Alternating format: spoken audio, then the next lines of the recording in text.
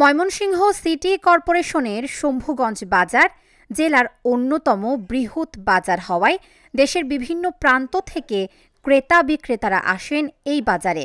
একবার বৃষ্টি হলেই সড়কে পানি জমে থাকে দীর্ঘদিন। এতে ভোগান্তি বাড়ে ব্যবসায়ী ও ক্রেতাদের।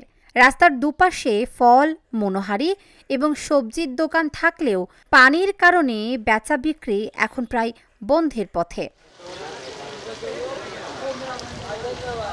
৫ থেকে ৬ বছর ধরে সড়কটিতে পানি থাকে ৫ মাস।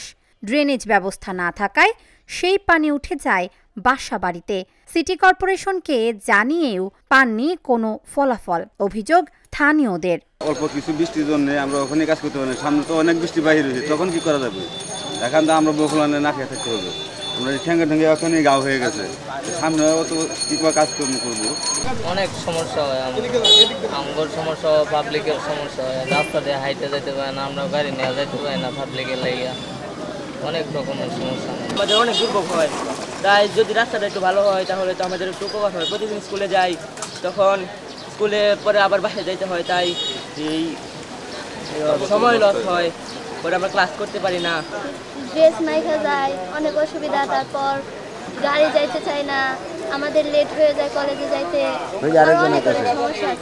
রাস্তার মধ্যে জমে থাকা পানি দ্রুত নিষ্কাশনের ব্যবস্থা করা না হলে কঠোর আন্দোলনের হুঁশিয়ারি দিয়েছেন বাজারের ব্যবসায়ী নেতারা। প্রতি বছর এই বাজারটি প্রায় 2 কোটির কাছাকাছি ইজারা বা রাজস্ব দেওয়া হয়, কিন্তু সেই হিসাবে আমরা কোনো ধরনের সুযোগ সুবিধা বা প্রতিকার পাচ্ছি না। আপনারা দেখতে পাচ্ছেন যে গতকালের বৃষ্টিতে, সামান্য বৃষ্টিতে আমাদের এই চলাচলের প্রধান রাস্তাটি জলাবদ্ধতার আকার ধারণ করেছে। সামনে বর্ষাকাল, আমাদের বর্ষাকালে দেখা যায় যে প্রায় হাঁটু পানি হয়ে যায়। এখন আপনারা দেখতেছেন ঢুকে শুধু পানি, আমাদের পিছনে বাসাগুলির ভিতরে গেলে দেখবেন যে হাঁটু পানি। মনে করেন যে আমরা এটা তো আজকে যে বৃষ্টি হয়েছে এটা কোনো বৃষ্টি না, সামান্য বৃষ্টি, 10 থেকে 15 মিনিট বৃষ্টি হয়েছে। 1-1.5 ঘন্টা যখন বৃষ্টি নেমে থাকবে তখন এই রোডের উপরে হাঁটু পানি তার উপরে হবে, তখন সমস্ত ব্যবসায়ীরা অসহায় অবস্থা আছে। আমাদের মাধ্যমে আমি সিটি কর্পোরেশনের কাছে দূর দাবি জানাই। সড়কটি মেরামতের পাশাপাশি শম্ভুগঞ্জ বাজারে ড্রেন ও শেড নির্মাণের জন্য প্রকৌশলী বিভাগের কাছে পাঠানো হয়েছে তালিকা, বললেন এই কর্মকর্তা।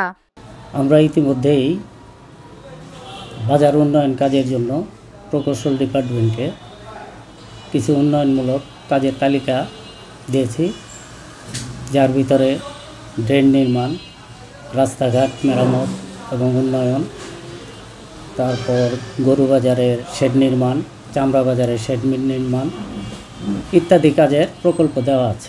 আমাদের যে প্রকল্পগুলি দেওয়া আছে সেই প্রকল্পগুলি যদি বাস্তবায়িত হয় তাহলে এই সমস্যাগুলি থাকবে না।